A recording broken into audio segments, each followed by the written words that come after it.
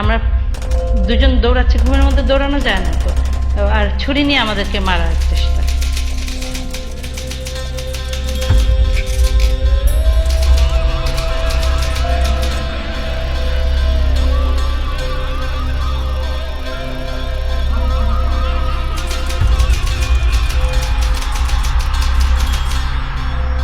ওই আইনের বলে আমি আমার বাবার হত্যার বিচার পাবো না, মায়ের হত্যার বিচার পাবো না, ভাইদের হত্যার বিচার পাবো না।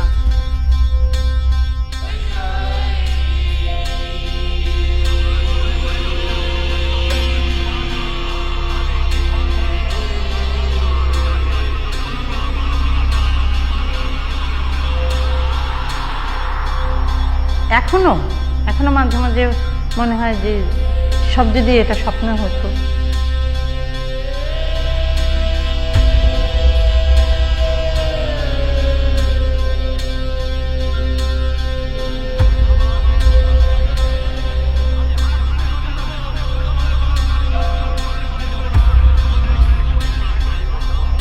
বাংলাদেশে বাঙালিরা আমার বাবাকে মারবে, এটার তো ধারণারও বাইরে ছিল।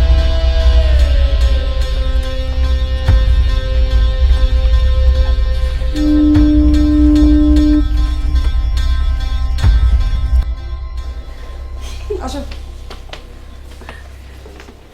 এখানে খুলে দিবে সব নাকি? হ্যাঁ না, খুলে রাখো সব এখানে।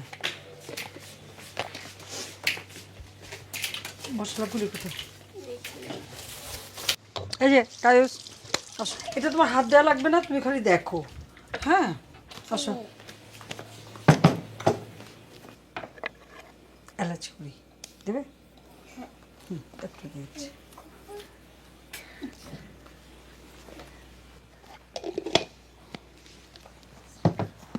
আজকে রান্না করছি, তোমরাও খেয়ে যাবে। সেজন্য আমি বলছি বেশি করে করতে, ঠিক আছে? কি দেখবে তুমি? এটা আপনার মায়ের হাতে কোন রান্নাটা আপনার সবচেয়ে বেশি প্রিয় ছিল? আমার মা খুব মজার মোরগ পোলাও রাঁধতেন, মাছ রাঁধতেন, তারপরে ইলিশ মাছ উনি একটু লবণ মাখিয়ে রেখে তারপর একটা রান্না করতেন টক দিয়ে, খুব মজা হতো। আব্বা সবসময় মাছ ভাতটা পছন্দ করতেন বেশি। আবার মুরগির মাংস টাংস, প্রথম থেকে গরুর মাংসটা খুব কম ছিল, পরে গরুর মাংস খেতেন। মাঝে মাঝে খাসির মাংস রেজালা, আমার মা খুব সুন্দর রেজালা করতেন। মার সব রান্না একটু আলাদা ছিল। সরাও না, তুমি তো দেখবা। আসলে আমি যখন সংসার করেছি, বাসায় কোনো মেহমান আসবে মাকে ফোন করতাম, মা পোলাও মা যা যা রান্না করে রান্না করে হাঁড়ি ভরে লোক দিয়ে পাঠাতেন, ব্যাস আমার মেহমানদারি করতাম। আমার জীবনটা ওইভাবেই ছিল, সবসময় ওই বাসা থেকে মাই সব কিছু পাঠাতেন, কাজে আমার নিজের অত বেশি একটা অভিজ্ঞতা ছিল না।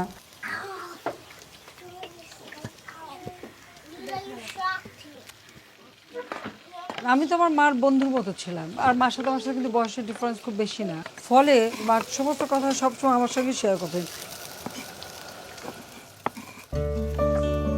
এই আমার মা, কামাল ভাই পেটে, মানে কত অল্প বয়স, কত 18 হবে তখন। নেহানার সাথে আমার মায়ের খুব মিল, সে খুব গোছানো, সব কিছু তার খুব নিয়ম মাফিক। আমি না, আচ্ছা আমি হচ্ছে সব থেকে আলসে।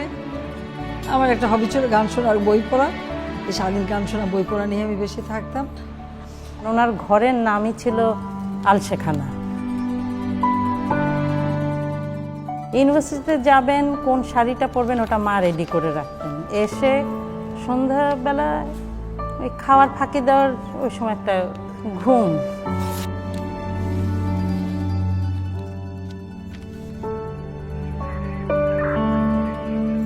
আন্দোলন সংগ্রামী ছিলাম, কলেজ ইউনিয়নে ইলেকশন করলাম, ভিপি নির্বাচিত হলাম, এটা ঠিক, কিন্তু যে একটা এত বড় দলে নেতৃত্ব দিতে হবে বা কবে মিনিস্টার হব, এসব চিন্তা কোনোদিনই মাথায় ছিল না।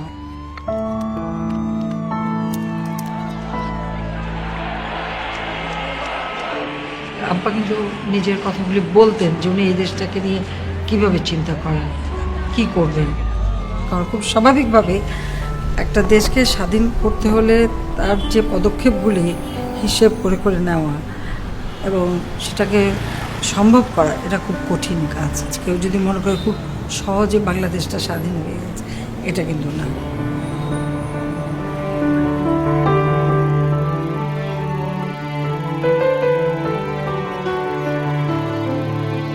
সকালবেলায় আব্বা বাইরে থাকলে আব্বা মর্নিং ওয়াক করে আসতেন।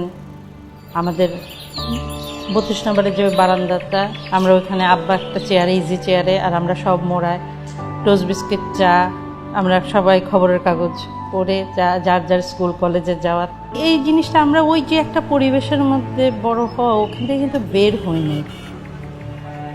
আমার আব্বা এত বড় নেতা হলে কি হবে, যতটুকু সময় পেতেন উনি আদর দিয়ে ভরে দিতেন। আমি কিন্তু আমার যখন ছেলে মেয়ের মা, তখনও কিন্তু আব্বা ভাত মাখিয়ে আমাকে দিতেন, আমি বসে খেতাম। আসলে আমাদের জ্ঞান হওয়ার পরে যেটা আমরা দেখছি, আমার আব্বার কোথায়, আব্বা জেলখানায়, অথবা যখন মুক্তি পেতেন তখন হয়তো দেখা হতো। এভাবেই আমাদের জীবন গেছে, বেশিরভাগ দাদা দাদির কাছে। তারপর যখন আমরা ঢাকায় আসলাম, এটা হচ্ছে 1954 সালে, আমি আর কামাল আর জামাল ছিল খুব ছোট। আর প্রথম ঢাকায় এসেছিলাম আমরা 1952 সালে, যখন যে ভাষা আন্দোলন হয়, আব্বা জেলখানায়। তখন খবর পেলাম আব্বার শরীর খুব খারাপ। আমরা ঠিক তখন আমার মনে নেই অত স্মৃতি কি, কিন্তু আমার দাদা সিদ্ধান্ত নিলেন যে আমাদেরকে নিয়ে ঢাকায় আসবেন, এবং আমরা কিন্তু নৌকায় করে এসেছিলাম ঢাকায়।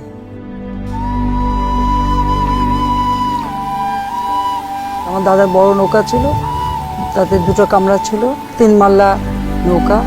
আমি আর কামাল আমরা ছোটবেলায় নৌকার মধ্যে দৌড়তে পারতাম, হাঁটতে পারতাম।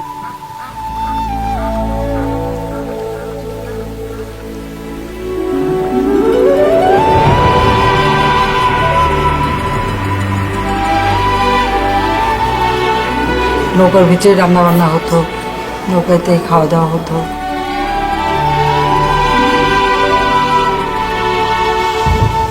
ঝড় আসতো বা স্টিমার গেলে নৌকা যে দুলতো, দাদি আমাদেরকে ধরে টরে রাখতেন, সেগুলো মনে আছে। আমরা পরে শুনেছি 4 দিন লেগেছিল ঢাকায় আসতে। 49 সালে আব্বা যখন অ্যারেস্ট হয়ে গেলেন, তারপর তো আর ছাড়া পাননি, একটানা 52 সাল পর্যন্ত জেলখানায়।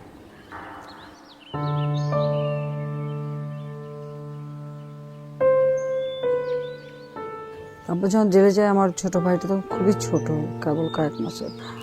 ও তো আর আব্বাকে ওভাবে দেখার সুযোগ পায়নি। কাজে আমি যখন আব্বা আব্বা বলে কাছে যেতাম, তো স্বাভাবিক ও খুব অবাক হয়ে দেখতো। তো আমাকে জিজ্ঞেস, তোমার আব্বাকে আমি একটু আব্বা বলতে পারি?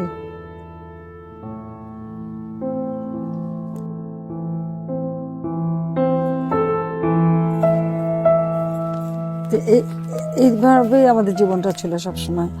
আবার 58 সালে যখন মাসাল্লাহ হলো, তখন আমার মনে আছে আমাদের বাসা সার্চ করতে আসলো, এসে আমাদের সমস্ত কিছু উলট পালট করে দেয়। এমনকি তখন তো ছোটোবেলায় পুতুল খেলতাম, হাড়ি পাতিল ছিল, খেলাঘর ছিল, সব ভেঙে টেক করে ছুঁড়ে ছুঁড়ে ফেলে দিয়ে সব নিয়ে গেল। ওই বয়সটা তো খুব দুঃখের ব্যাপার যে আমার খেলার জিনিসগুলো এইভাবে ছুঁড়ে ছুঁড়ে ফেলে দিচ্ছে, নষ্ট করে। তারপর আব্বাকে ধরে নিয়ে চলে গেল চোখের সামনে দিয়ে। 3 দিনের মধ্যে নোটিশ দিয়ে বাড়ি ছেড়ে দিতে হলো। আমার মা খুবই অসহায়ভাবে, আমার দাদি তখন বয়স্ক, একদম রাস্তার উপরে সব মালপত্র নিয়ে দাঁড়ানো।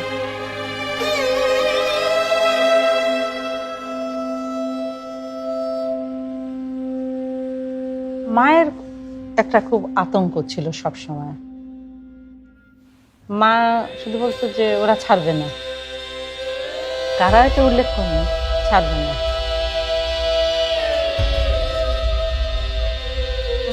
ষড়যন্ত্র করতে পারে এটা আব্বা সবসময় জানতেন।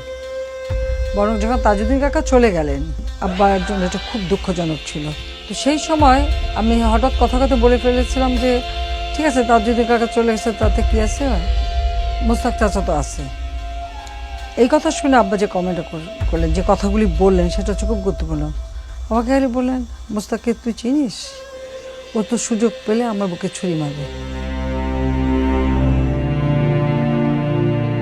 অর্থাৎ আব্বা কিন্তু জানতেন কে কি করতে পারে, আমার মনে হয় তিনি জানতেন।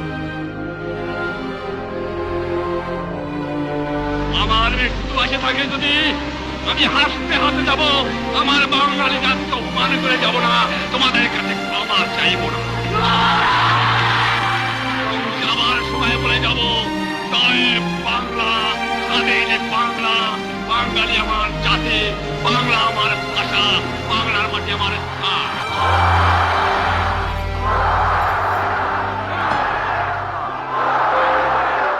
দিন রাত সারাক্ষণ এই রাস্তা ভর্তি শুধু মিছিল আর মিছিল আর সারাক্ষণ মানুষ ভরে। আব্বা এই গাড়ি বান্দাটার উপরে দাঁড়িয়ে দাঁড়িয়ে বক্তৃতা দিতেন, ওই গেটের সামনে দাঁড়িয়ে বক্তৃতা দিতেন, কোনো ক্লান্তি ছিল না।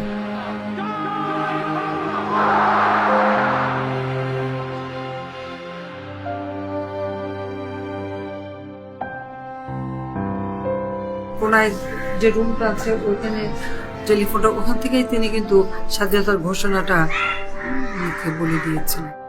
রক্ত যখন দিয়েছি, রক্ত আরো দেব, এই দেশের মানুষকে মুক্ত এই করে ছাড়বো। প্রচারটা যখন ওয়ারলেসে চলে যায় তখন এটা পাকিস্তানি হাওলাদার বাড়িতে ধরা পড়ে এবং মুহূর্তের মধ্যে তারা চলে আসে এই বাসায় এবং আব্বাকে গ্রেপ্তার করে নিয়ে যায়।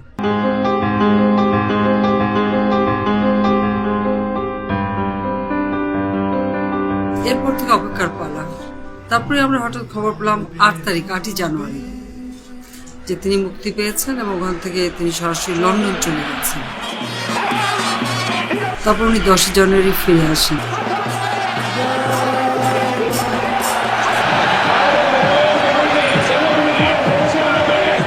আমরা অপেক্ষা করেছি। কামাল, জামাল, আমার দাদা, রাসেল সবাই এয়ারপোর্টে যায়। লাখো মানুষ, সমস্ত রাস্তা মানুষের ভরা। আমার মা একটা রেডিও নিয়ে মোড়া পেতে ওই রেডিওর সামনে বসেছিলেন সারাক্ষণ। কারোই খাওয়া নেই, নাওয়া নেই, সবাই শুধু অপেক্ষা করলাম।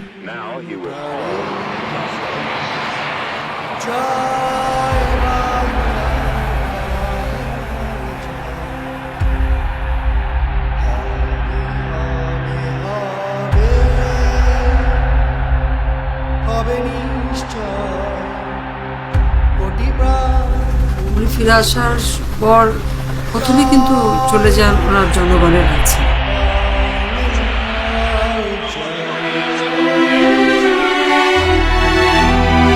আমার বাংলাদেশ আজ স্বাধীন হয়েছে, আমার জীবনের স্বাদ আজ পূর্ণ হয়েছে, আমার বাংলার মানুষ আজ মুক্ত হয়েছে। এরপরে তিনি আসেন আমাদের কাছে এবং তিনজন আসেন। সত্যি কথা বলতে কি তখন এটা একটা একতলা বাসা। মা 2টা কামরা ছিল, মার কামরা বসেছিলেন।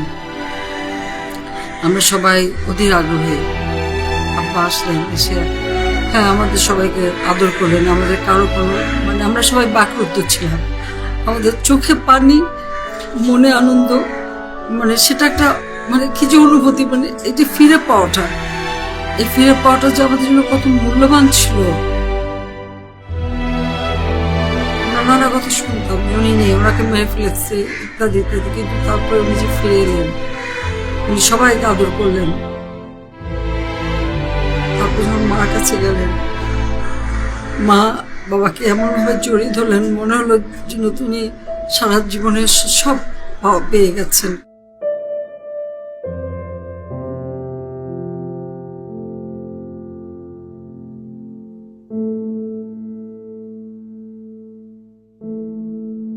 আমার আব্বা যে আমার মাকে এত শ্রদ্ধা ভক্তি এবং এত ভালোবাসতেন, আমার বাবার লেখা না পড়লে এটা বোঝা যায় না।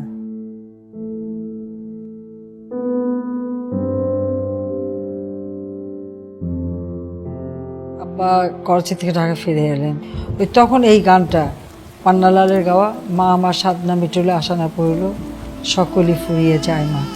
ওই সবাই দেখতাম যে আব্বা বারবার এই গানটা শুনে যাচ্ছেন, বারবার এই গানটা শুনে যাচ্ছেন। প্রতিদিন কতবার যে এই গানটা বাজানো হতো তা ঠিক নেই।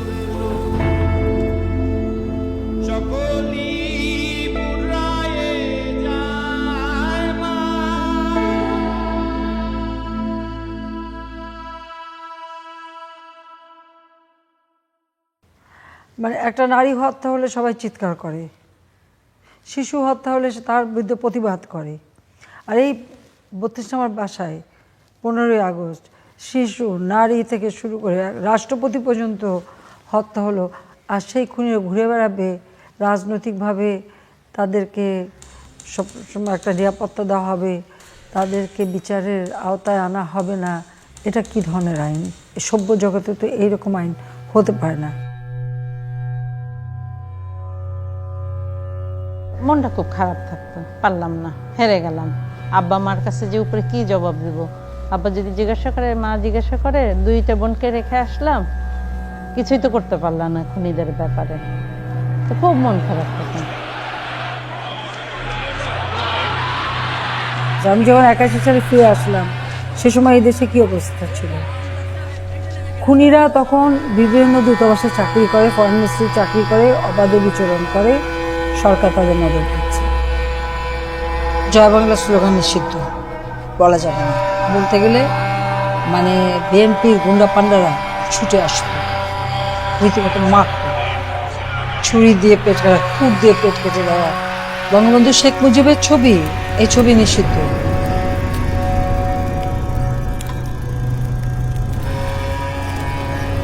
সালের 10 নভেম্বর নূর হোসেন ওই যে বুকে পিঠে লিখে নিয়ে আসলো, মানে স্বৈরতন্ত্র নিপাত যাক, পিঠে লেখা গণতন্ত্র মুক্তি পাক।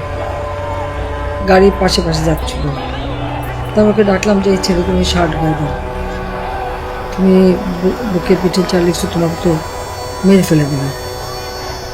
ও আমার গাড়ির কাছে মাথাটা দিয়ে বলে, আবার মাথায় একটু হাত রেখে দেন, গণতন্ত্রের জন্য জীবন দিয়ে দেবে।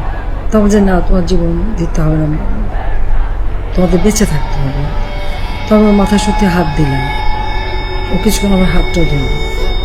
গাড়িতে যাচ্ছিল, এর মধ্যে হঠাৎ বোমা পড়ল, এখন সব কিছু একটু বিক্ষিপ্ত হয়ে গেল। বোমার সাথে সাথে গুলি, তখনও কিন্তু ও যে গুলি খেয়ে পড়ে গেছে তখন আমরা দেখবো না, আমার গাড়িটাই আক্রমণ করছিল। যখন গোলাপ শাহ বাজারের কাছে আমরা পৌঁছালাম, তখন পুলিশ গাড়িটা আটকায় দিল। আর ঠিক সেই সময় দেখলাম রক্তাক্ত অবস্থায়, গুলি খাওয়া অবস্থায় নূর হোসেনকে নিয়ে যাচ্ছে।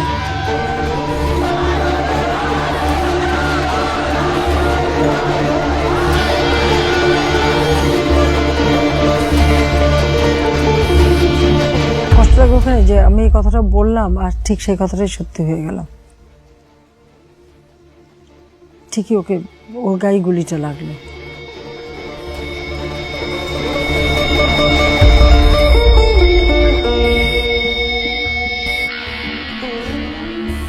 আমি সারা দেশে জনসভা করেছি, জনগণের কাছে যখনই গেছি, কারণ আমি দেখলাম যে আমার তো আর কোনো জায়গা নেই, জায়গা হচ্ছে বাংলাদেশের মানুষ, সাধারণ মানুষ, জনগণ।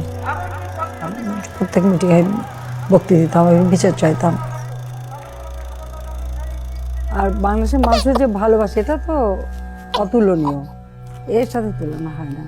আমরা একবার চরকেলারকে বন্যার সময় রিলিফ ওয়ার্ক করতে গেলাম, যেতে যেতে আমরা ওখানে যাওয়ার কিছু নাই, মানে কিছু দূর ভ্যানে, তারপরে হেঁটে যেতে হচ্ছে।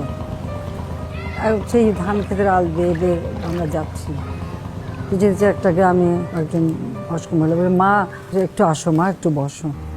সেই খেজুর পাতা একটা পাটি বিছিয়ে দিল, বসলাম। একটা গাছ থেকে একটা ডাব টেনে একটু খাও। কত কষ্ট করো আমাদের জন্য, তোমার বাপ কষ্ট করে গেছে, তোমরাও কষ্ট করো। এই যে কথাটা, এটুকুই তো আমার জীবনের সব পাওয়া, এর থেকে আর বড় পাওয়া তো আর কিছু হতে পারে না।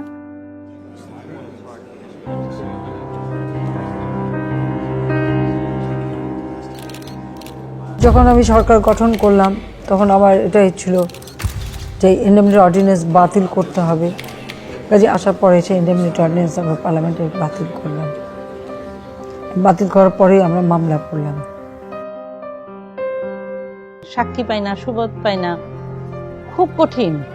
মানে 2 বোনের যে কি অবস্থা, তারপরে তো আবার ক্ষমতা পরিবর্তন হলো। তখন আমি আপার বললাম, দেখতে তো কেমন মজা, এখন বুঝো, আবার ওইগুলোটা ছাড়বে। ডিকেন্সের একটা বই ছিল, ওই টেল অফ টু সিটিজ, 2 বোন রিপাবলিকান, আর এই 2 বোন মিলে ওই উলের কাঁটা দিয়ে বুনছে, আর ওদের যারা অত্যাচার করতো, তো যখন শেষটাকে মারলো তখন বললো 32, মানে কয়জনকে ওরা গুনছিল, 2 বোন মিলে। তা আমি ওইটা দিল্লিতে থাকতে আপাকে বলতাম, আপা আমরা এরকম করব, তুমি কিন্তু তখন আবার কিছু বলতে পারবে না, আমাকে কিচ্ছু একটু সুযোগ দিয়ে। তা আপা বলতো মাথা ঠান্ডা কর, মাথা ঠান্ডা কর।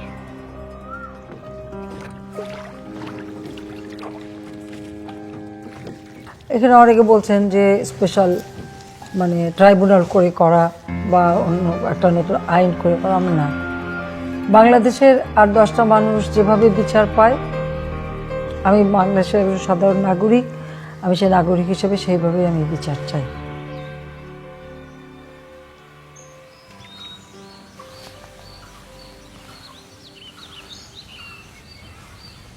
গণভবনটাও আমাদের অনেক মানে স্মৃতি থাকিনি আমরা এখানে, আমরা কোনো ভাই বোনই থাকতে চাইনি, জানি না থাকলে হয়তো অন্য দিক দিয়ে ভালো হতো কি খারাপ হতো জানি না। মা থাকতে চাননি 32 নম্বরের বাড়ি রেখে, কামাল ভাই থাকবে না, আপা থাকবে না, জামাল ভাই না, আমি না, রাসেল না। আব্বা বলতেন যে তোমরা থাকবে না, শুধু শুধু আমি এখানে থাকবো কেমন করে। কি করে আর দেখো তুমি কি বলো, আসো দাদি আমার কাছে। কি করেন জিজ্ঞেস করো যে ভাইয়ারা আপনারা কি করছেন, জিজ্ঞেস করো, জানতে চাও? ঠিক আছে, শুধু তুমি জয় বাংলা জয় বঙ্গবন্ধু বলে দাও। তুমি জয় বাংলা বলে দেবে? তো তুমি কোথায় যাবে বলো, কোনটা দেখবে? কিচ্ছু না। কেন? আসো আমরা একটা ড্রাগন ফ্রুট দেখে আসি। দিল পাখি, দিল পাখি, ওই যে ড্রাগন ফ্রুট শোনাবে? ওইটা শোনাবে দাদা?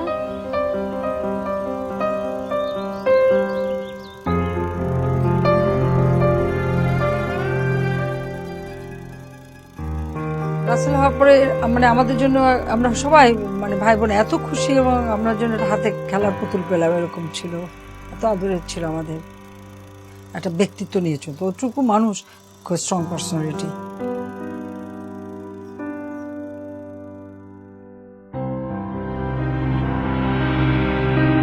কামাল ভাইয়ের সবচেয়ে প্রিয় ছিলাম আমি। কামাল ভাইয়ের রিপোর্টারও আমি ছিলাম, মারও রিপোর্টার ছিলাম, মানে টিকটিকি আর কি।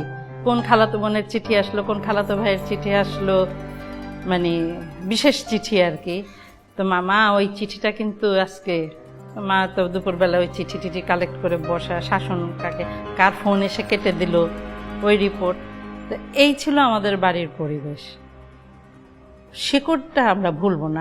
আমার বাড়ি যে টুঙ্গিপাড়া, আমি যে একটা গ্রামের মেয়ে, ওইটা কিন্তু আমি খুব গর্ববোধ করি বলতে।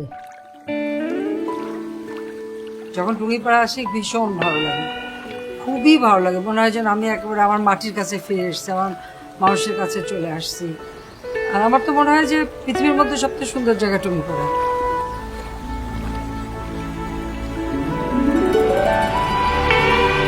খালের পাড়ে একটা হিজল গাছ ছিল, আর হিজল গাছটা অনেক শিকড় হয়।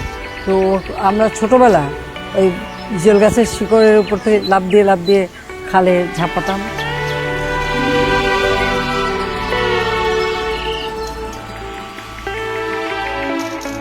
আমার দাদা খুব শখ ছিল নাতি বউ দেখবে। কামাল ভাই তখন যুদ্ধ থেকে আসলেন, আর্মিতে ছিলেন, মুক্তিযুদ্ধের পরে। আমরা খুকিয়াপার খুব ভক্ত ছিলাম।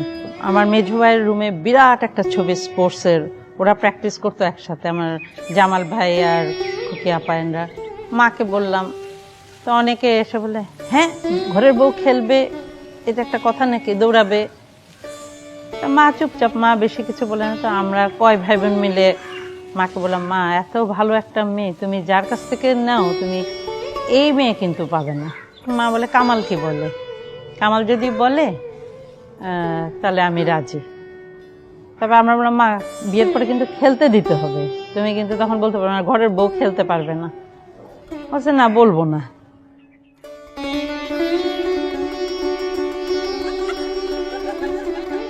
জামালের বিয়েটা হলো তার ঠিক পরপরই কামাল তখন বউ নিয়ে শ্বশুরবাড়ি গেছে, যে কামালের খবর দাও যে জামালের বিয়ে। এই মানে একদিনের মধ্যে, মানে বিয়ের কথা একদিনের মধ্যে বিয়ে, সেটা আমাদের জন্য বোধহয় আমাদের জীবনের মানে এরকম উৎসব কখনো হয় না, আর ওটাই শেষ উৎসব।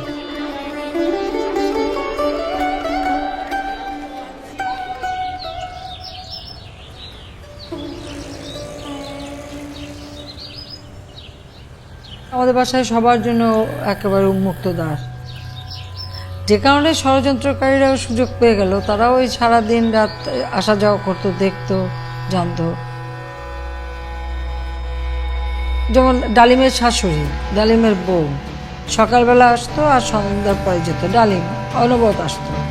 নূর কামালের সাথে একসাথে এডিসি ছিল, যে কোনো সময় চলে আসতো। ইভেন জিয়াউর রহমান আর তার স্ত্রী তো অহরহ আমাদের বাসায় এসে বসত। এমনকি 21 আগস্ট যে গ্রেনেড হামলা, ওই গ্রেনেড হামলার সময় ডালিম রশিদ দুজনেই বাংলাদেশে এসেছে, এবং তাদেরকে কারা টাকা পয়সা দিয়েছে সেটাও একেবারে জানি না আমরা, তা নয়।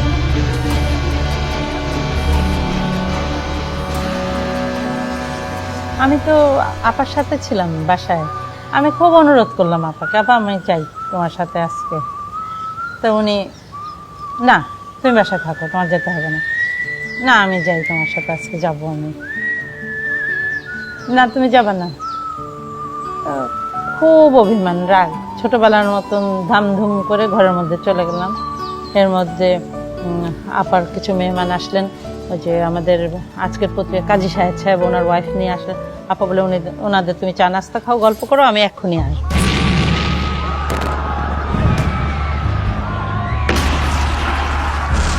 তো জাস্ট কাজী সাহেব আসছেন, উনি কিছু কথা টথা বলছিলেন। ওনার সাথে কথা বলতে বলতে টেলিভিশনটা কিন্তু অন। ওর মধ্যেই ওই ঘটনা দেখে আমি ওনাদেরকে ফেলে ঠেলে আমি নিচে চলে আসছি। ওর মধ্যে খবর আসছে যে নাই।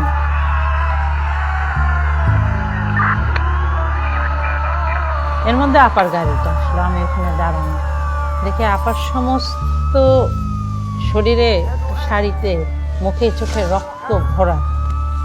আমি আস্তে আপার আঁচলটা দিয়ে, আমার আঁচলটা দিয়ে আপার এগুলো মুছে আপাকে ধরে ভিতরে আনলাম। তখন জিজ্ঞাসাও করি নাই কি হচ্ছে, কি হলো না কি হলো। আপাকে পেয়ে আমি ব্যাস, আর কিছু না।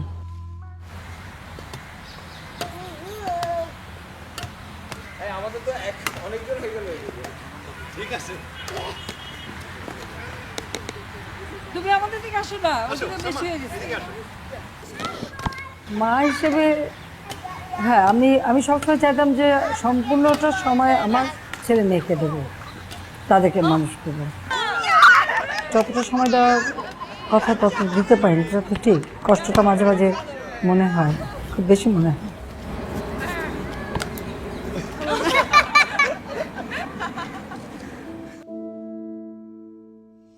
আমার হাজব্যান্ড তখন চলে গেছে জার্মানিতে, কার্লসরুহে ইউনিভার্সিটিতে। আসলে বাচ্চাদের খুব মিস করছিলেন, বলছেন যে তুমি ওদেরকে নিয়ে আসো কিছুদিনের জন্য। আব্বার যাওয়ার কথা ছিল পরের মাসে রোমানিয়াতে, বললেন যে আমি আসার সময় তোমাদেরকে নিয়ে আসবো। মাকে বললাম, মা আপা যাবে জয় পুতুলকে নিয়ে, কষ্ট হবে, আমি গেলে একটু সাহায্য হবে। মা আব্বাকে বললো ঠিক আছে, ও যা খাসুর সাথে কয়দিন পরে চলে আসবে। এই আমাদের যাওয়া।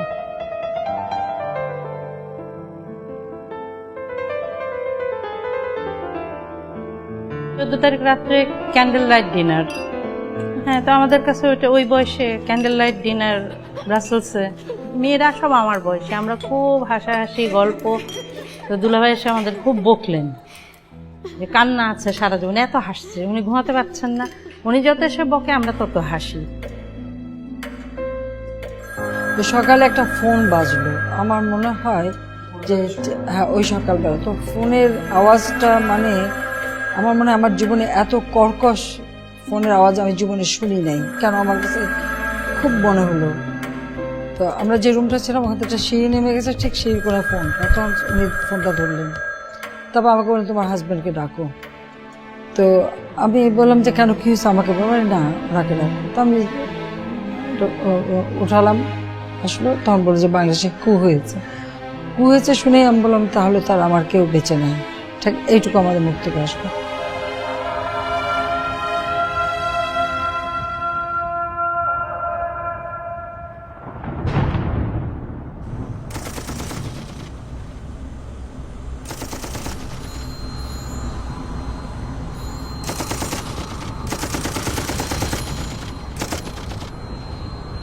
বাংলাদেশ বেতার, খবর পড়ছি ফারুক হোসেন।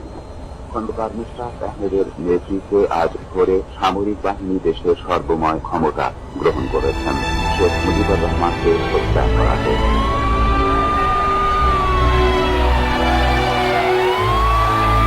সব দেশপ্রেমিক নাগরিকদের নতুন সরকারের সঙ্গে সহযোগিতা করতে বলা হয়েছে। রক্ষী বাহিনী, বিডিআর এবং পুলিশ বাহিনীকে বিশেষ করে নিকটস্থ সামরিক কমান্ডের সঙ্গে সহযোগিতা করার আহ্বান জানানো হচ্ছে।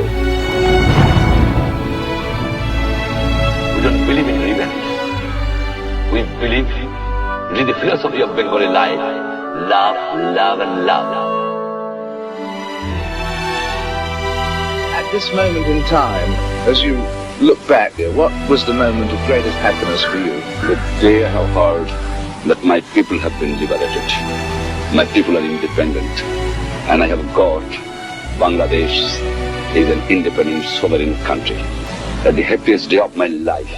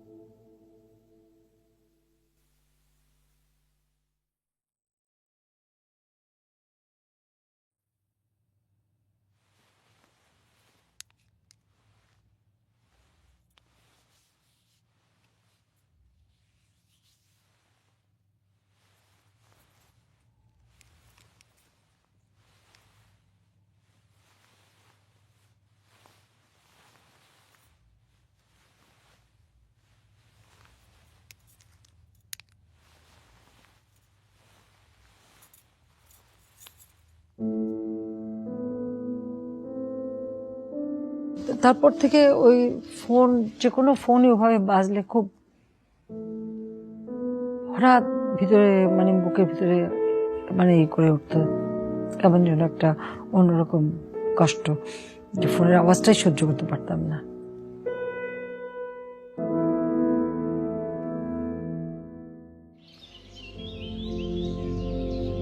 ওমর রশিদ সাহেবকে অ্যাম্বাসেডর সানাউল হক সাহেব বললেন যে আপনি যে বিপদটা আমার ঘাড়ে দিয়েছেন এটা আপনি এখন নিয়ে যান। কয়েক ঘন্টার ব্যবধানে মানুষের যে পরিবর্তন, ক্যান্ডেল লাইট ডিনারের থেকে ঘরের থেকে বের করে দেয় এই অবস্থা।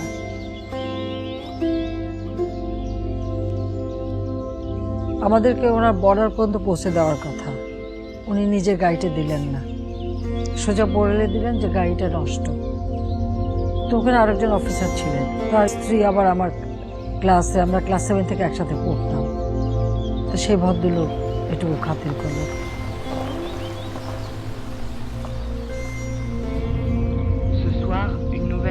তখন বেলজিয়াম ভাষায় নিউজ হচ্ছে, বারবার টিভিতে আব্বার ছবি দেখাচ্ছে, কিন্তু আমরা কোনো ভাষা বুঝতে পারছি না।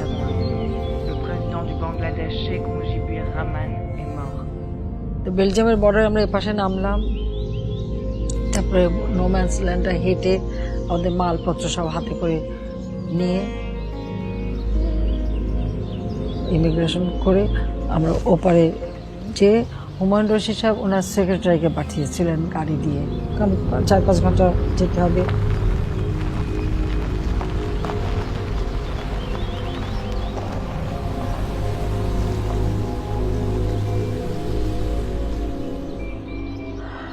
আমাকে রাত্রেবেলা হুমায়ুন সব আলাদা ডেকে নিলেন যে তুমি একটু আসো ওনার রুমে, উনি আর ওনার স্ত্রী বসা। তখন উনি বললেন যে আমরা অনেক চেষ্টা করছি খোঁজ করতে, যতদূর খবর পাচ্ছি কেউ বেঁচে নেই। এই কথাটা যখন শুনলাম, সত্যি কথা বলতে কি আমি তো বিশ্বাস করতে পারছি না, কিন্তু আমার মনে হচ্ছিল যে আমার শরীরে সমস্ত রক্ত যেন একেবারে হিমশীতল হয়ে গেছে। আমি বোধহয় তখনই মনে হচ্ছিল যে আমি পড়ে যাব। আমি অনেক কষ্ট করে চেয়ার এটা ধরে আমি নিজেকে সামলালাম, কিন্তু উনি আমাকে অনেক সান্ত্বনা দিলেন, ওনার ওয়াইফ সবাই মিলে। তখন ওর রেহানাকে এসে আমরা কিছু বলতে পারিনি। আমি এসে দেখি রেহানা শুয়ে আছে, আমি ওর পাশে আসতে চুপচাপ শুয়ে ওকে জড়িয়ে ধরে শুয়ে থাকবো কতক্ষণ। আপা ভাবছে আমি জানি না, আমি ভাবছি আপা জানি না, জানি তো আমরা দুজনে। বাংলাদেশে বাঙালিরা আমার বাবাকে মারবে, এটা তো ধারণারও বাইরে ছিল।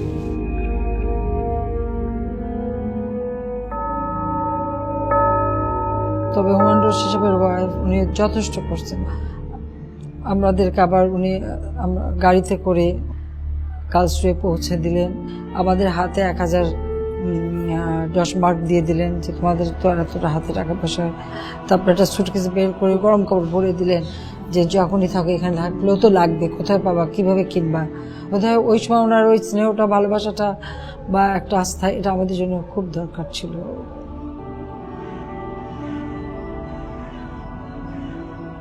জার্মান গভর্নমেন্ট বললো যে আমরা যদি চাই ওখানে পলিটিক্যাল অ্যাসাইলামে থাকতে পারবো।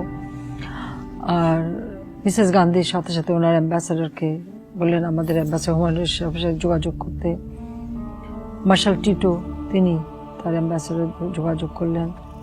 তখন একটাই চিন্তা ছিল আমরা দেশে যাব। মিসেস গান্ধী যেহেতু উনি মেসেজ পাঠালেন, তখন ওটাই ব্যবস্থা হলো যে আমরা ইন্ডিয়াতে চলে আসবো।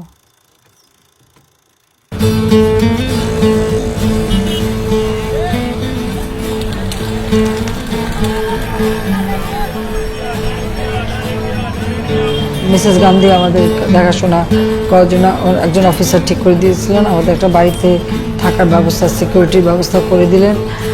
আর অজিত সাহেবকে একটা চাকরিও দিল, এই অ্যাটমিক এনার্জি মিনারেলস ডিভিশনে একটা চাকরি দিয়ে দিল। মিসেস গান্ধীর সবচেয়ে বড় জীবন খুব মানবিক চরিত্রে, আর আমাদেরকে খুবই স্নেহের চোখে দেখতেন। একবার আমরা আজমির শরীফে গেছিলাম, আমি রেহানা বাচ্চাদের নিয়ে। তো আমরা ওখানে থাকতে উনি একটা অ্যাপয়েন্টমেন্ট দিলেন ওর সঙ্গে দেখা করার। আবার আমরা আসার সময় গাড়িটা নষ্ট হলো, তাদের সময় নষ্ট হয়ে গেল। তখন রেহানা বললো যে এই বাচ্চা কাচ্চা আবার তৈরি করে নিয়ে যাওয়া তো সম্ভব না, তো তুমি একটা কাজ করো, তুমি একাই চলে যাও। তো কোনো মতে মানে গাড়িতে নেমে শুধু কাপড় টাপড় চেঞ্জ করে, একটু গোসল কাপড়টা চেঞ্জ করেই আমি দৌড়ালাম ওনার সঙ্গে দেখা করতে।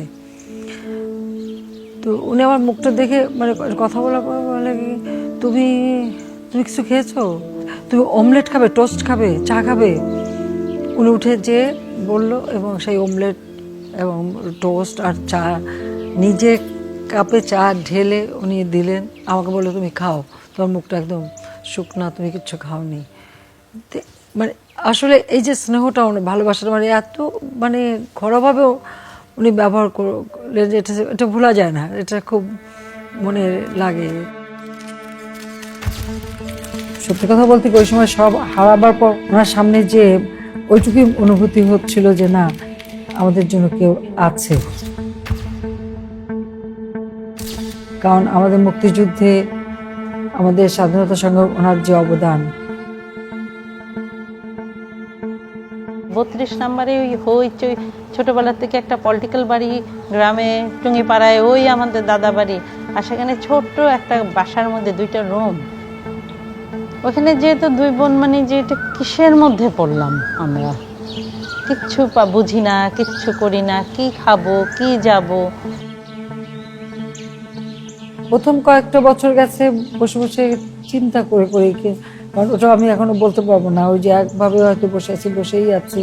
হয়তো অনেক সময় এমনও গেছে যে ছেলে মেয়েদের খাবারই দেয়নি, ভুলেই গেছে যে ওদেরকে খাবার দিতে হবে বা রান্না করতে, সব ভুলেই গেছে, ওদের বসেই আছে।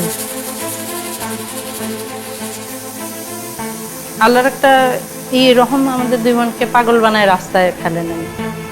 পাপা কান্নাকাটি করে এই পাশে, আমি কান্না করি। ওই 2টা বাচ্চা, ওই 2টাই আমাদের, ওই জয়পুতুল।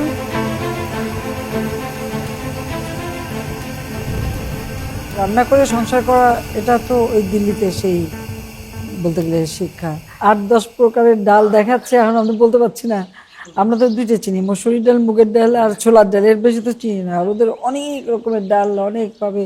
আবার বলে ধুলি নেবা নাকি, আও তো বুঝি না কি বলে ধুলি ডাল আবার কি। একবার মনে হচ্ছে সেই শিঙি মাছ ধরা নিয়ে কয়েকজনের দৌড়দৌড়ি, বহু অভিজ্ঞতা আমাদের আছে। মানে আমরা অবাক হয়ে তাকায় থাকতাম যে একটা সাইকেলের উপরে 4টা গ্যাস সিলিন্ডার, একটা মোটরসাইকেলের উপরে সামনে একটা বাচ্চা, হাজব্যান্ড ওয়াইফ আর একটা বাচ্চা, তারপরে ব্রিফকেস একটা। ওই জানলা দিয়ে বসে বসে ওই বসে বসে বসে বসে দেখতাম। আর একটা কখনো বলিনি, এখন 40 বছর হয়ে গেছে, এখন বলা যায়। আমাদের দিল্লি থাকাকালীন আমাদের নামও পরিবর্তন করে থাকতে হয়েছে। Mister Talukdar, Mrs Talukdar, miss Talukdar, আশেপাশে জানি কেউ না জানে। এটা কি ব্যাপার? দেশ ছাড়া, ঘর ছাড়া, বাপ মা ছাড়া নামও বদলাবো? দরকার নেই, আমি থাকবো না এখানে। কিন্তু তখন উপায় নাই তো, সবসময় তো রাগ, অভিমান আর হট করে তো কোনো কিছু করা যায় না। মানে দিন কাটে না, রাত কাটে না। আমার চাচা, খোকা চাচা, উনি লন্ডন থেকে চিঠি লিখতেন। তো সপ্তাহে চিঠি যেতে দিল্লিতে লাগতো 1 সপ্তাহ। তো চাচা প্রতিদিনই একটা করে চিঠি দিন, আর আমরা 2টা বোন জানলা দিয়ে তাকা থাকতাম, পোস্টম্যান কখন আসবে, চাচার ওই চিঠিগুলো পড়বো। আর সারাক্ষণ উদ্বেগ ছিল যে দেশে কি হচ্ছে, কি হবে। কারণ এই দেশটা স্বাধীন করেছিলেন আমার বাবা, দেশে গণতন্ত্র থাকবে, মানুষের কল্যাণ হবে, কিন্তু সেটা তো হলোই না। উল্টো একটা খুনিদের রাজত্ব কায়েম হয়ে গেল। আপা লিখতেন বসে বসে, আজকে চিনি এতটুক, বিস্কিট এতটুক, সুজি এতটুক, এই ওই। আর ওর পাশে আমার লেখা যে আল্লাহ তুমি কেন আমাদেরকে বাঁচিয়ে রেখেছো জানি না, কিন্তু এই খুনিদের ধরবো, বিচার করব ইনশাআল্লাহ। তারিখ দিয়ে লেখা। আপা সেদিন আমাকে দেখালেন, এই দেখো। তারপর নিজামুদ্দিন আউলিয়ার দরগায় আমি আর আপা গেলাম। তা আমরা ঢোকার সঙ্গে সঙ্গে ওইখানে যে থাকি খাদেম আমাদেরকে এসে আমাদের নাম পরিচয় কিচ্ছু দেয়নি, 2জন বড় ঘোমটা দিয়ে আমরা চলে গেছি। এসে একটা খাতা আমাদেরকে 2 বোনের সামনে দিলেন। দেখলাম তারিখটা 9 এপ্রিল 1946 সালে আব্বা ওখানে গিয়েছিলেন, আর আমি গেলাম 81 সালে 9 এপ্রিল। 1946 সালে আমার জন্মের আগে তিনি গিয়েছিলেন, আর আমি পাচ্ছি 81 সালে একই তারিখে যাওয়া। সত্যি কথা বলতে কি তখন একটা সাহস আমার মনে আসলো যে না, আমাকে যেতে হবে এবং বাংলাদেশের জন্য কিছু করতে হবে। বোধহয় এই বার্তাটাই আমি পাচ্ছি। আমি সিদ্ধান্ত নিলাম এইখানেই এক ঘরের মধ্যে বসে আমি পাগল হতে চাই না, আমার কিছু করতে হবে, আমার বের হতে হবে, এই খুনিদের ধরতে হবে। আমি এখানে বসে থেকে তো কিছুই করতে পারবো না। তারপরে ওই সিদ্ধান্ত নিয়ে আমি লন্ডন যাওয়ার চিন্তা করি। ওইটাও আমি একটু স্বার্থপরের মতো না পাকে একদম একা বাচ্চা দুইটাকে দিয়ে চলে আসলাম।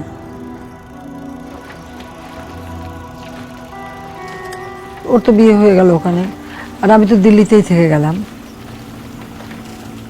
আমার অবর্তমানে আওয়ামী লীগ আমাকে যখন সভানেত্রী নির্বাচিত করলো, তখন সিদ্ধান্ত নিলাম আমি আসবো।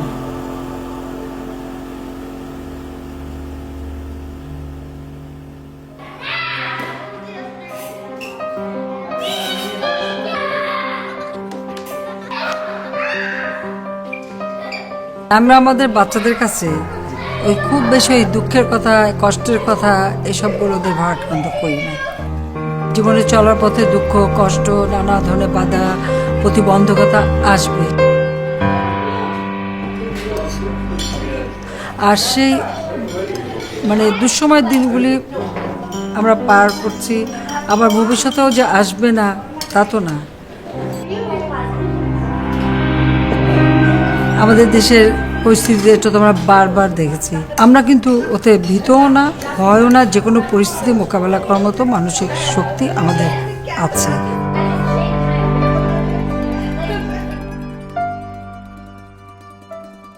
আমি 83 সালে যখন আসি, এসে আমি দেখলাম যে আপা সারাদিন তখন পার্টির কাজে বিভিন্ন জেলায় যাচ্ছেন।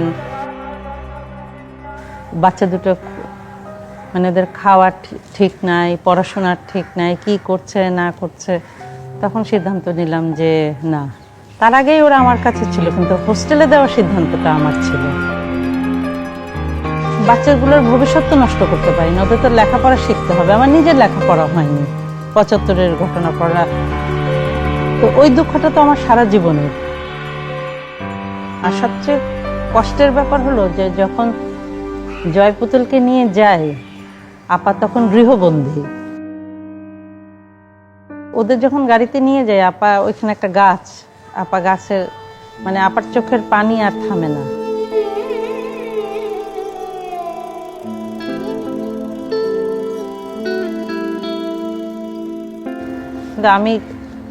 আমি খুব শক্ত দেখাচ্ছিলাম, আমি নিয়ে চলে গেলাম। আমি নৈনিতালে ওদের ভর্তি করে দিয়ে তারপরে আসলাম।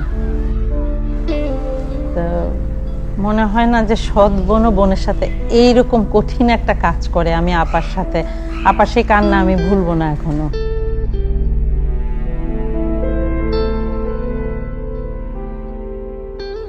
আমি আমার বাচ্চাদের ওই ছুটিতে, কারণ ঢাকা আনলে সময় দিতে পারবো না, ওখানে গেলে একটু সময় দিতে পারবো। ঢাকা আনতে গেলে আমাকে কাউকে পাঠাতে হবে, ওদের আনতে হবে, খরচেরও ব্যাপার আছে। আর আমি গেলে তো আমি একা যাচ্ছি। ওখানে যে ওদের সাথে যে কয়েক দিন ছুটি থাকতে কাটাতাম, তো সেই সময়টা খুব কাছে পেতাম। এই তো আসার পরে যখন ট্যুর করতে শুরু করলাম, আর আমার তো থাকার জায়গা ছিল না, আমি কোথায় থাকবো আমি জানি না। আর বাসা ভাড়া নিয়ে থাকবো, আমার তো কোনো সোর্স অফ ইনকামও নাই। 32 নম্বর বাসার তো প্রশ্নই ওঠে না, আর ওটা তো তখনও সরকারের হাতে। আমি আসার পরে যে মিলাদ পড়বো, আমাকে মিলাদও পড়তে দেয়নি। আমি রাস্তার উপরে বসে মিলাদ পড়ে আসছি। আসলাম যখন স্বাভাবিকভাবে, তখন দায়িত্বটা তো বুঝে নিতে হবে, কাজ করতে হবে। তো আমার যেটা লক্ষ্য ছিল, পার্টির মধ্যে তো অনেক দ্বিধা বিভক্ত ছিল, তো আমাকে নিয়ে আসা হয়েছিল দলের ঐক্য বজায় রাখতে। তো আমি চেষ্টা করে গেলাম যে সংগঠনটাকে আগে গড়ে তোলা। ইডেন হোটেল যেখানে ছিল, ওখানকার ছাদে আমাদের সভা টভা হতো। সেইখানে আমি প্রথম একটা ঘোষণা দিয়েছিলাম যে বাংলাদেশে আর আমরা এই রক্তক্ষয় দেখতে চাই না। আর ওই সেনাবাহিনীতে আর বিধবার কান্না শুনতে চাই না, ছেলেহারা মায়ের কান্না শুনতে চাই না। সবাইকে ধৈর্য ধরতে হবে এবং বাংলাদেশে গণতন্ত্র প্রতিষ্ঠিত সেটাই চাই। আমি যখন এই বক্তৃতা দিয়ে অনেকে আমাকে নিষেধ করেছে, কি বলছেন এখনই মিলিটারি আসবে মেরে ফেলা, না, আমাকে বলতে হবে যেটা সত্য সেটা বলতে হবে। এভাবে একটা দেশ চলে না। Following 9 years of autocratic battle, the general election is currently undergoing in Bangladesh amidst overwhelming participation. Sheikh Hasina-led Awani League side is speculated to secure a landslide victory with clear majority. The anticipated election puts capital city Dhaka in the center of attraction in South Asian political scene. 91 সালে যে নির্বাচন, সেটা আমার মনে হয় আপনার জন্য একটা বড় টার্নিং পয়েন্ট। ওই সময়টা আপনার কি মনে হয়, কি মেসেজ দিছিল ওই নির্বাচনটা আপনাকে? এত আন্দোলন সংগ্রামের পরে মানে ওই নির্বাচনে হারাটা, এটা আসলে বিশ্বাস করতে খুব অবাক লাগে। সে হার্ডল রেসের মতন আপার কিন্তু অনেক চড়াই উতরায় অভিজ্ঞতা একভাবে আসে না। তো অপমান, সাহসটা ছিল, সততা ছিল, কোনো কিছু লোভ নাই তো, আর কোনো ভয় পায় না তো। কারণ 75-এর পরে আমরা ভয় পেয়ে করবোটা কি?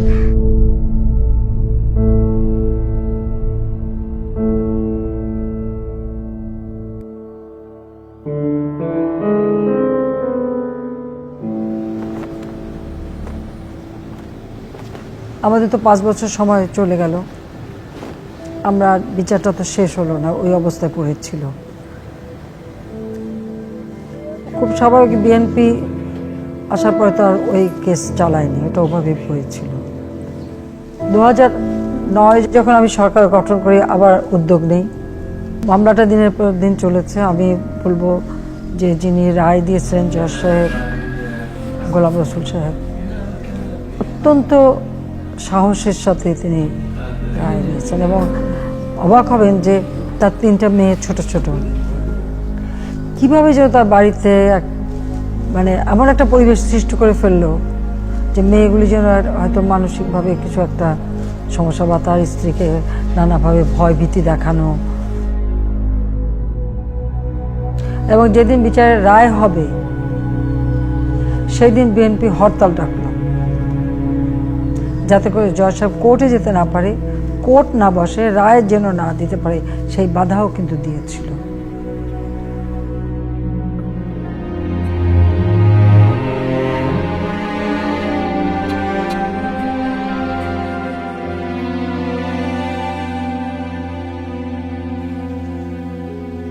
প্রথম রায় যখন পাই, আমি সাথে সাথে 32 নম্বরে চলে গেছিলাম ওই সিঁড়ির কাছে। যে আমি এমনি সবসময় সিঁড়ির কাছে বসতাম, কি জানি মনে হয় ওখান থেকে তো আবার আত্মাটা বের হয়ে গেছে না।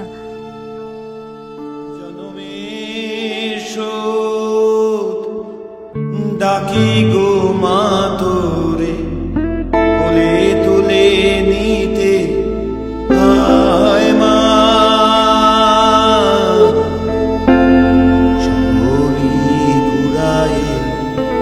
যায় মা।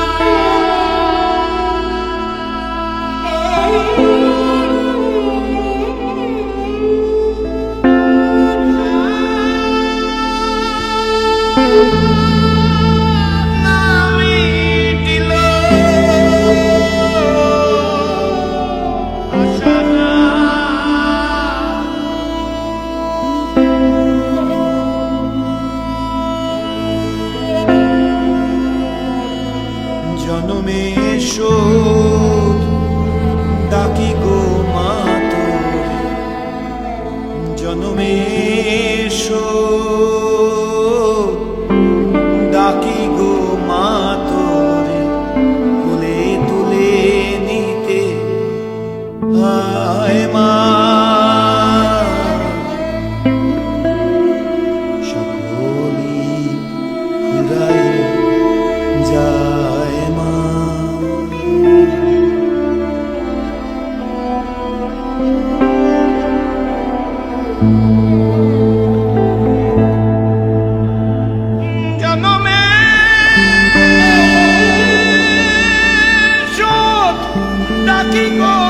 আমার ছোটবেলা থেকে একটু ভয় ডর কম, গ্রামে মানুষ হয়েছি, তো এইভাবে খোলা বাতাসে খোলা পরিবেশে মানুষ হলে বোধহয় মানুষের মানসিক শক্তিটা একটু বাড়ে। আর গ্রাম ছাড়া ভালো লাগে নাকি। যখন স্কুল ছুটি হতো আমরা চলে আসতাম, বিশেষ করে ডিসেম্বর মাসের ছুটির সময় সবাই চলে আসতেন, ঘরে ঘরে রান্না হচ্ছে, খাওয়া হচ্ছে, সবাই একসাথে বিরাট পরিবার, আশেপাশে আত্মীয় স্বজন সবাই মিলে একটা হইচই অন্যরকম একটা পরিবেশে সবাই থাকতো। আমার আকাঙ্ক্ষা আছে যে আমি যখন রিটায়ার করবো তখন আমি এই টুঙ্গিপাড়ে এসে থাকবো। আমি বসতে পারি, কিভাবে ভ্যানে বসতে আমার জানা আছে। হ্যাঁ ঠিক আছে, ছেড়ে লাগবে না তো? আচ্ছা কাজ আসো, আমার কাছে আসো।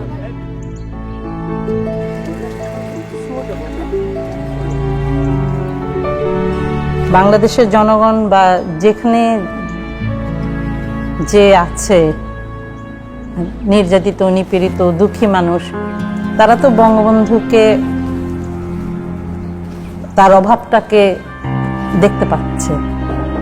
আর আমরা বাবা হিসাবে পাচ্ছি, কিন্তু তার থেকেও বেশি আমাদের ক্ষতি হয়ে গেছে আমার মা চলে যায়। আমি শুধু চিন্তা করি যে মাকে যদি বলতে পারতাম যে মা, তোমার হাসু এখন আর অলস নেই, সে আলসেখানায় থাকে না। এখনো কোনো কাজ করতে গেলে মনে হয় যে মা এটা পছন্দ করবে কি করবে না, মা থাকলে কি বলতো। মাকে না বলা পর্যন্ত আমাদের শান্তি হতো না। তা এখন আমার মনে হয় দৌড় দিয়ে যদি বনানীতে যে বা মাকে একটা চিঠি লিখে পাঠাতে পারতাম বা আব্বাকে পাঠাতে পারতাম, এই জিনিসগুলো খুব অনুভব করি।